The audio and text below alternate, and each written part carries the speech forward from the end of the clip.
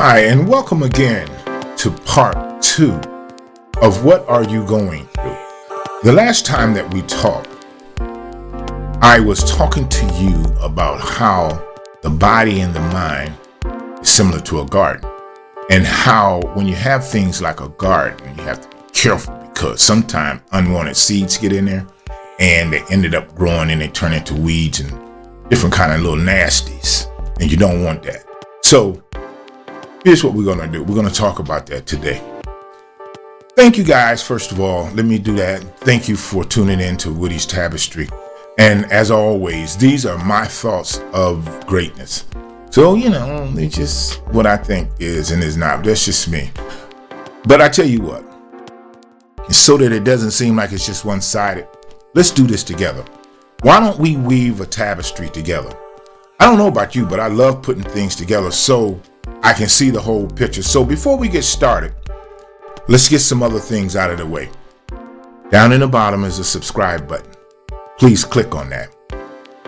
Up at the top? No, it should be down at the bottom. Either way, I need you to ring my bell. Ding, ding, ding, ring my bell. Then after that, I want you to give me a thumbs up. And after you give me a thumbs up and ring my bell and everything, please leave a comment. Then I can look at you and I can say, can we talk? No, I mean, really. Between me and you, can we talk about how to really get rid of unwanted thoughts? And this could be a little bit of a challenge because when you're dealing with seeds and you're planting and you're starting to yield a crop, you're going to have to take care of it. But the first question that we all should ask ourselves, do we really want to get rid of these unwanted seeds? Because a lot of times people love to have things that cause them problems. You know the old saying, misery loves company. And I'm going to tell you that that's a true statement.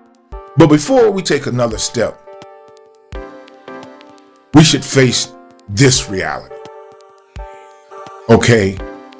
And the reality is you. If you can't face yourself, you will never be able enough to change any of your circumstances. And it's important to grasp this idea of the concept on how we're constantly being bombarded, how things are constantly just going into the brain and into the mind and the body all the time. Like, you got different elements that runs through the air that goes into the body that we don't even see. Different types of frequencies and rays and things, so on and so forth. And the same thing with the mental thing. Through our everyday thing, we get these negative intrusions. And understand that unwanted seeds that are not taken care of become thoughts. And once those become thoughts, guess what? You're going to have some kind of behavior.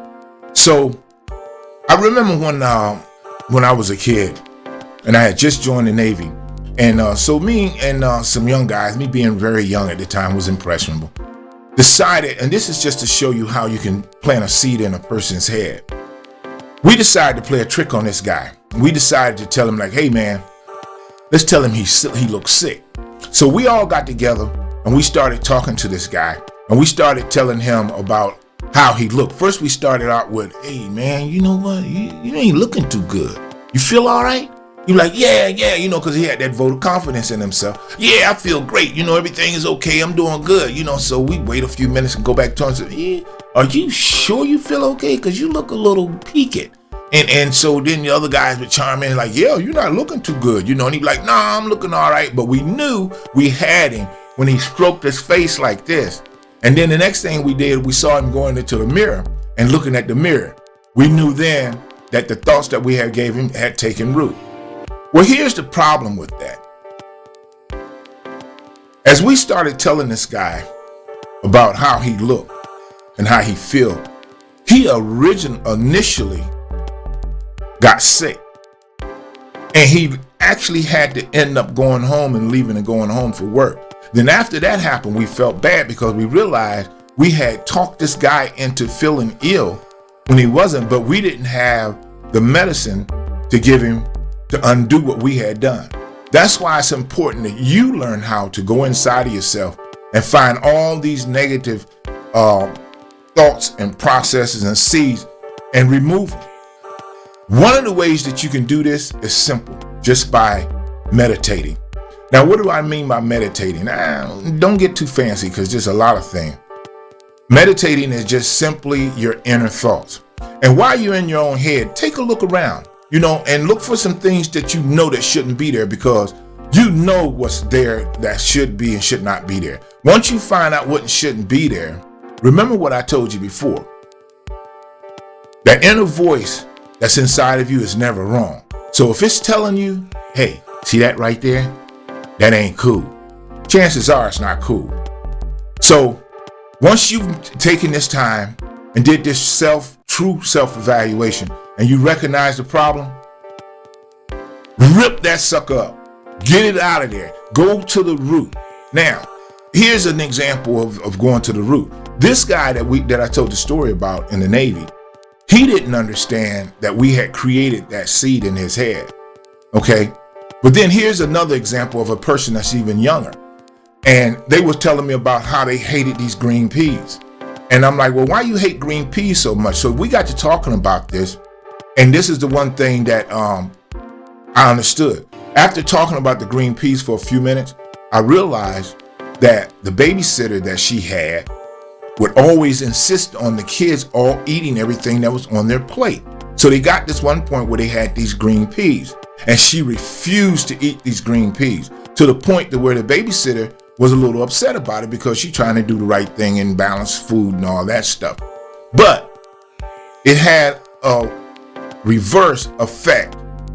Instead of getting her to like something, it started her to disliking something. Now, to this day, she still don't like green peas, because that's not the whole thing, but she recognized why she had that particular feeling. So now when it came up, she knew how to deal with it. So here's the thing I'm going to say to you. Even though you're not eating green peas and all this other thing, you still want to be able enough to find the things that are inside of you by some self-evaluation, and to be able enough to, I don't hear my music. Did it go off?